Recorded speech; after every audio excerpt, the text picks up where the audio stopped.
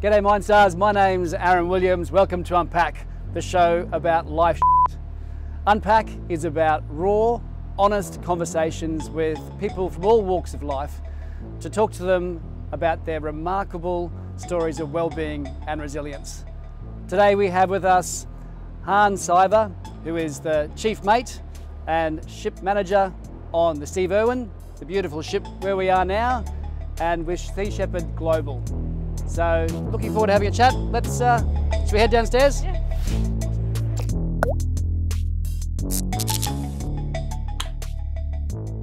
Let's drill into well-being, and I suppose that I think a great place to start is what is well-being for you? How do you define well-being, and you know, how does, in a practical sense, in your life? Well-being, I suppose it's when I'm content in what I do, and I get my satisfaction and balance in my life with what I do on the ships and when I'm off the ship. I struggle sometimes when I get off the ship to get back into normal society, and so after each campaign I'm finding it more and more difficult to come back and you know, I'm on a ship full of people who are like-minded from all over the world, who are into animal rights and into non-suffering, and you know, we eat plant-based diets, and we talk about things all the time. We'll sit in here and talk about troubles that are going on in different countries with environmental issues and stuff, and then, you know, so I can talk to people and we understand and we get each other. Connecting, safe space. Yeah, even though we're all different age groups and we're all from different countries. And that's fascinating. That's fantastic. Yeah, and then, you know, to come back to land and have to find a job, yes, because, you know, we're volunteers, and I have to go back and be around people who don't get me. Yep. And then to actually try and find something that I can get paid so I can go back. Yes, that's right. So, and you used the word before, balance. Yes. So I think for you, it sounds, I'd love to hear more about that search for balance, and I suppose that well-being, if we can take a step back before you were part of Sea Shepherd, your previous life, if you like, was there a time when that you were that well-being became more important in your life, or it was something that you were looking for? Before I joined Sea Shepherd, I used to own a nightclub. Yes, wow. And I was a little bit different, just slightly different, too different. Yeah, and it sucked the life out of me. Tell me Absolutely. About the nightclub days. How did you do that? Oh God, how did I've been in hospitality for 35 years, so my next step was to have my own.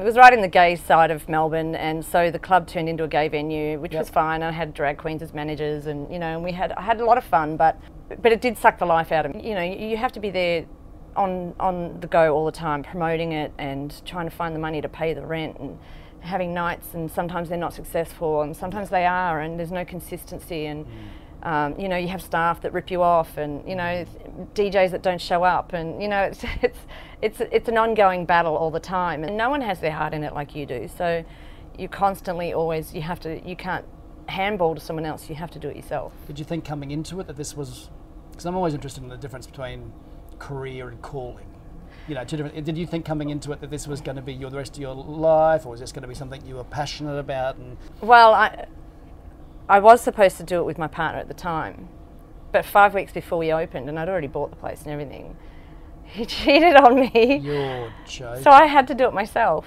I had to pick up. 5 weeks before you do one of the biggest things in your entire life, you find out that. Yeah. Did he tell you, or did you just I know, discover I found it, out. You busted him? Yeah. I knew. Yeah. And all of a sudden you're in the hot. All of a sudden I've got a mortgage and I've got a club, and I'm like, I have to pull my shit together. Kicking him to the curb, and then have the breakup and get on with my solo. Yeah. So that's right at that moment. I mean, you must have had moments going, what have I all the done? time. What do I do? Do I jump on do I bolt, or do I? Yeah. What was going through your mind then when that just focus when that happened? I had to focus on the venue, and if I didn't, I was going to lose everything. So I had to keep going. I don't, you know, I tried to not talk about it too much and just keep focusing on getting the venue up and going. So it was hard, but I had to kind of find my feet. And then because I was in the gay side of town, it ended up just becoming more of a gay venue, which was great. You know, it was great to have. They were crazy. I loved it. You know. So and then I got nominated for a couple of awards by the gay. What for? The gay one for the best one nighter, because I used to every Sunday would open my stage for baby drag, they call it, and they would come in and do drag numbers. And then so I won that award. The other one was for best straight supporter of the gay community. That's huge. I lost that to a police officer, but yeah. Yeah, I'm second. I came second, whatever. That's pretty good. But I did beat out the big nightclubs, which was a big achievement for me. That's so amazing. That was nice, yeah. So you've just... it was nice to be appreciated by the gay community. Completely. Yeah. And within, how long did you say that you were within the club? 3.5 years. 3.5 years of just go, go, go. Yeah. Sort of maybe not dealing, or maybe not dealing with the breakup, pushing yourself into... I don't know if I ever did deal with it. I just moved on. So just keep moving, Yeah. keep busy and just... Yeah, keep busy. Keep busy. And Yeah. so you've pushed into that, and then during that time, it sounds like you were really burning the candle pretty hard, and when during that time, was there a feeling that you wanted more or different, or you wanted to change your life? Yeah, I did. After, was it a gradual thing, or was it a sudden thing? What happened? How did you go from best friend of the gay community to eco warrior? That's an interesting segue. I after about 3 years, I went and got my private investigator's license. So I started doing infidelity, which was I was trying to get out of the hospitality industry. I knew I wasn't going to stay in the venue forever. Well, so how did you come up with that idea? A friend of a friend does it, so I was like, I can do that. I can chase people. Yeah. I was desperate to get out of the hospitality industry, and Yep. I thought there was no end to this. I was stuck. It was like when I used to be a smoker, and I thought, oh, I'm never going to be able to quit. And then one day I just did it. And then Cold turkey. Yeah. So so I started doing the PI stuff, and that's when I found out about the Dolphin Slaughter on YouTube. Tell me about the Dolphin Slaughter.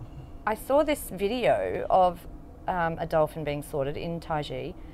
In Japan. Yeah, and I kind of skipped through, and then I was like, hang on a second. I went back, and I was like, that's not real. That can't be real. And then I looked at it again. I was like, no way, that's real. Can you explain what you saw for people who've never seen anything like that? It was a dolphin that they had on the dock.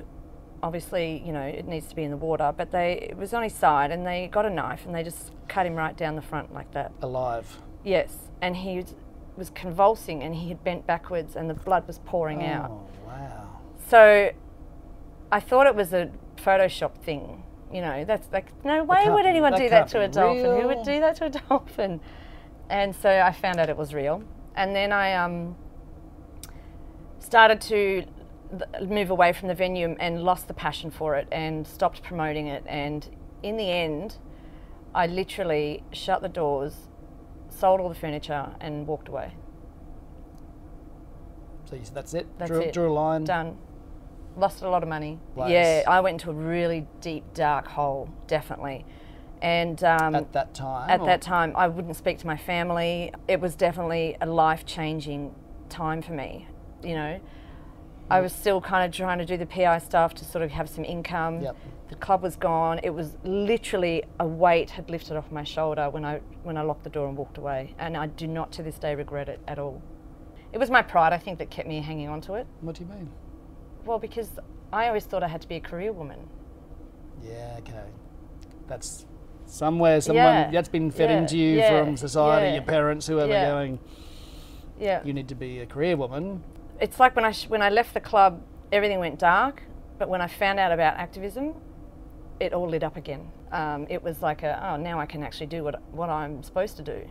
That can be me. Yeah. Wow. Yeah. That's your calling. Yeah. You went from a career to a calling. Yeah. That make one sense. image changed my life completely. It was a process, but it did. Yeah. And I'm grateful for it. Yep. But it was a It journey. spurred It was you. yeah. What was the journey? It was a big journey. So after doing that protest, a girl came and she said, "Oh, I'm doing the anti-whaling protest." And I said, "What's that anti-whaling protest?" So I went to her protest 2 weeks later, and I saw all these people in Sea Shepherd, and I was like, "Who are these people?" You found your people. I was like, "There's someone that feels the same way I do." wow. For a whole year, I was like, thought I was alone, and And what did that feel like? Because, I mean, Very you're feeling isolating. compassion, you're feeling angry, you're feeling you want to do something, but you feel like, what's wrong? What did you think about the rest of the human race? If you thought you were the only person who had these thoughts? My opinion went, it still does, goes down a lot. What do you mean? I don't have much faith in the human race. We only have this one planet, and there's so many generations yet to come, but we're leaving them nothing.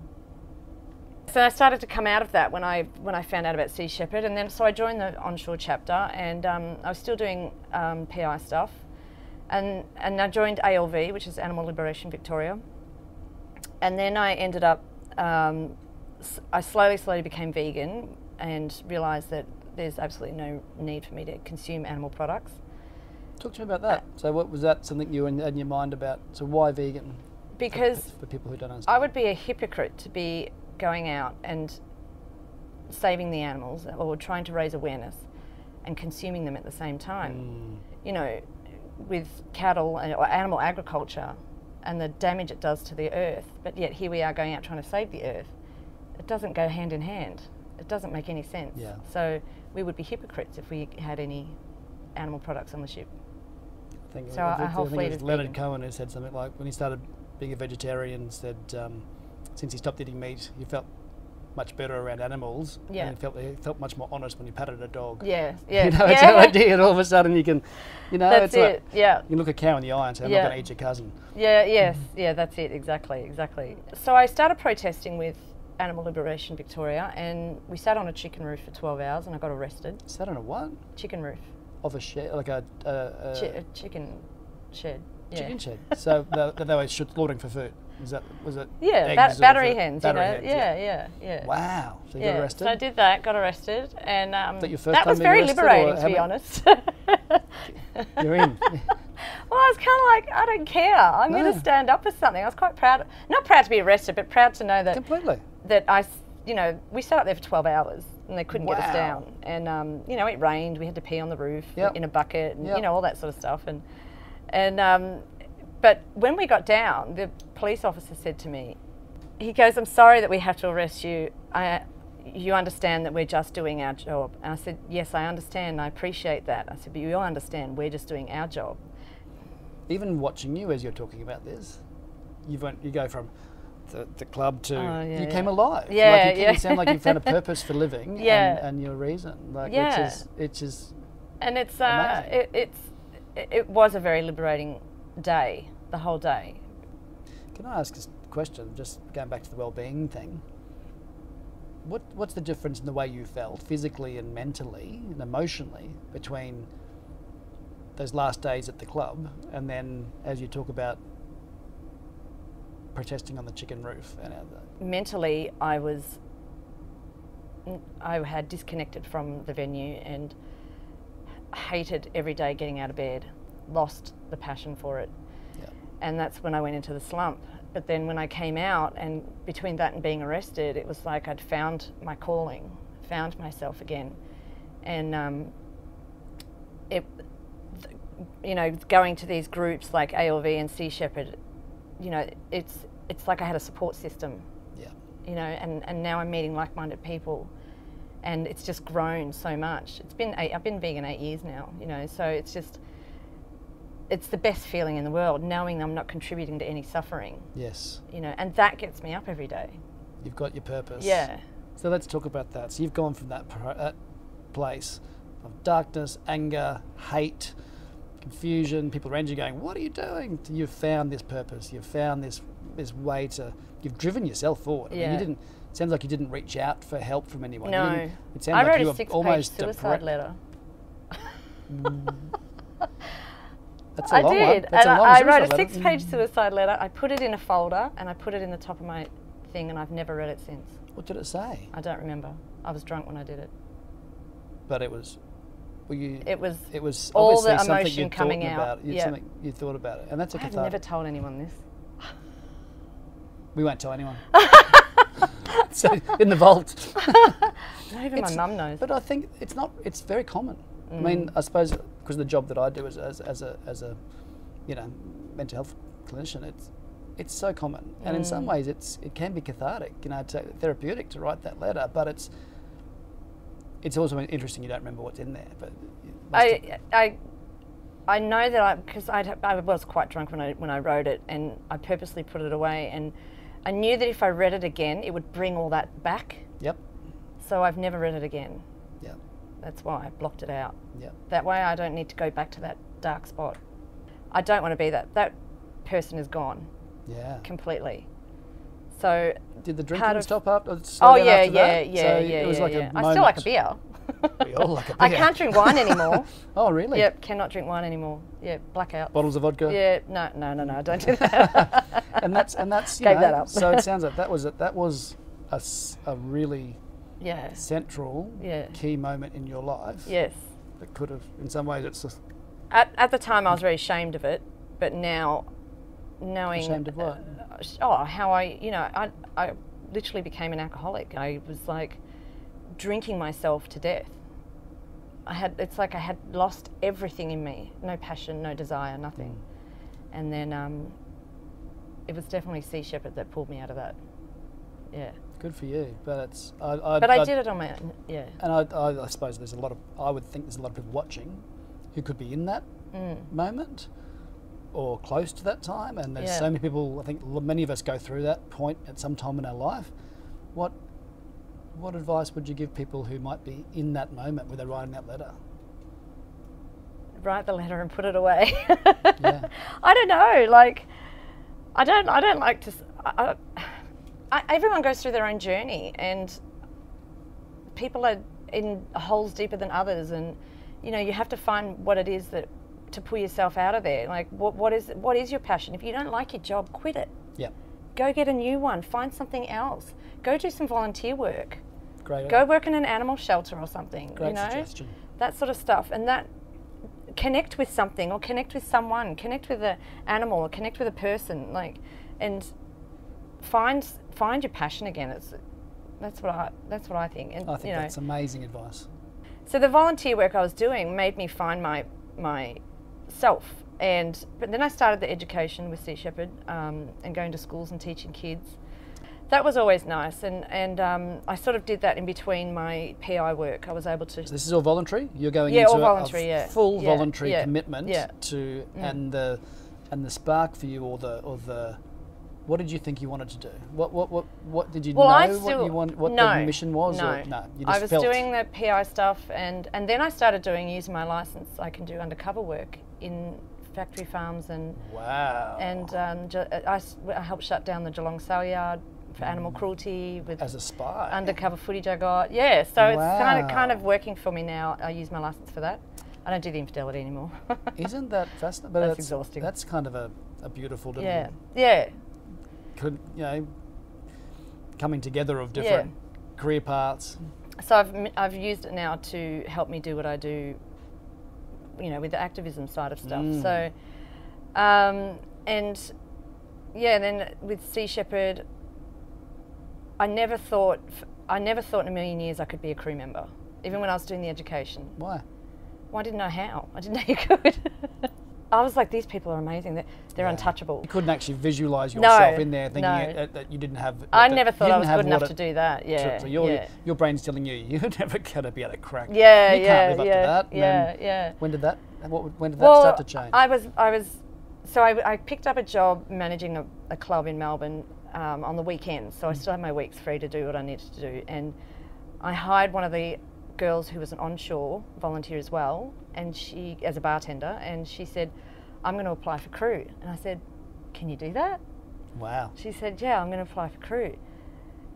I was like, how do you do that? She goes, you've got to fill in the application and send it in. I was like, really? And then so I stewed over that for a couple of weeks, and I was like, well, why can't I do that? What were you thinking about when you were stewing over it? Well, no, they wouldn't take me. I've got no maritime background. They wouldn't take me. They're like, once you get an idea in your head, it sounds like you're stewing, they went, I'm going to do it. Like, now I'm going to do it 100%. Yeah. And then you, like a dog with a bone. Yeah. then you get it. That's sounds like it's part of you're a survivor and a I never, because the normal progression is to move up the ranks, and I'm like, people say to me, oh, you're a quartermaster, you're going to be third mate. I'm like, oh, I could never be third mate. Then I get it in my head, I'm like, oh, okay, I'm going to work to third mate. Yep. And then, you work to second, and then chief, and then, ship manager, I want to be a ship manager. You know, Yep. because people are always like, oh, you should be a ship manager, you should be a ship manager. I'm like, can I be a ship manager? Can I do that? I can do that. Yeah, yeah. Okay. So I worked my way to being a ship manager, and then eventually... Possibly everyone around you's going, she can do it. Yeah. But it's you going, I don't know if I can do it. You know, Yeah, we all do a bit yeah, of that. You know, yeah. it's all a bit of like, I don't know if I can't do that. And you get there and go, yes, I can. Yeah, And it takes me a little bit to process the thought of it. I think that's everyone. I think that's everyone. So sorry, keep going. Yeah, so, and that's how I eventually worked my way up now, and then, you know, now I permanently live on the ship, and because before I had to get off and go get a job, Yep. which is where I really struggled. Yes. Getting back into, and I went back into hospitality because I could quit at a moment's notice. Yeah. So that's something you knew. I knew that if I got the call that- to go to sea, I could just say, see, I'm going. Yeah. Yeah. And come back and pick up another job later if you had to. Yeah, easy. I love that this journey you've taken. It's an amazing life journey. So, you know, hats off to you that you've just bottomed out, come back, because life's the roller coaster. You get highs and lows. But you've come through and then suddenly seen what you've wanted. So you at the very beginning of our chat, you talked about balance and how you struggled, how you didn't have balance, or you at different points earlier. Yeah, it was very difficult. How's that going? How do you feel now about balance and about your well-being now in what you're doing? Yes, I've definitely, and I'm far happier now. And I manage differently now, because when I was in hospitality and managing venues and bars and stuff, you know, it was like an angry, drunk scene. Yep. You know what I mean? Not me, the customers. And the staff, and, you know, there's always issues, and I definitely handle situations differently and a lot calmer now than what I did back then, you know? Why? Because I'm not angry. Yep. I'm happy. I'm happy in myself. Inner peace. Yeah, and I still wake up every day in my cabin going, what could I do for a living? And I look out the porthole and I see all the boats around, and, you know? You found your people, Yeah, found your yeah. calling, found your... And it took a huge... Purpose. I found my You found your purpose. purpose. Yeah. And it took a huge leap of faith for you Yeah, to do that. yeah. And to bottom out, to write a suicide letter, to stop drinking so much, and to go to set your mind on something and do it. And money wasn't a barrier. No. I think if I can take anything away from your story, you went, money isn't important. No. It's about purpose. I realised after I closed the venue and started taking on this role that money means nothing to me. It's literally, this is my career. I always thought I had to have a career. This is my career. This is it. And this is the least I get paid ever, but I love it. Never been so happy. Yeah, yeah. I love it. That's it's a beautiful life story, and no, thank you so much for sharing it with us. Can I ask Thank you. one last question? Yeah. What's something that you can share or you recommend for our audience, for, you know, whether it's a documentary or a book, or what's a way for people who you know want to go learn more? Learn more, yeah. You've planted a lot of seeds here. I think maybe giving people information they have never heard before. Earthlings is definitely, as far as animal rights go, Earthlings is definitely an eye-opener. And I feel like watch that on it's YouTube. difficult to watch, Yep. but I feel like we owe it to them to watch it. One thing, if one friend said to me, oh, that stuff doesn't happen in Australia. Just don't be naive. You'd like to think so. So, yeah, it happens all over the world. Absolutely. Yeah. And we can Animal cruelty is not race specific. No. Yeah. And we can all do our own little bit, can't Yeah. we? Don't have to become a vegan and sail the world on the Steve Irwin, but we can all maybe do our own little bit to help. And it's not hard, and it costs you nothing. Yeah. Fantastic. Inspiring. Thank you so much. Thank you. No worries. Thank you. And thanks so much for joining us on Unpack again. As always, please feel free to share, to comment, to like, to spread the word. Let's give this whole conversation a complete shake-up, and it is a movement. So thanks so much. Be kind to yourself and the people around you, and I look forward to connecting again next time. So love your work. See you later. Thanks so much. Thank you. Thank you.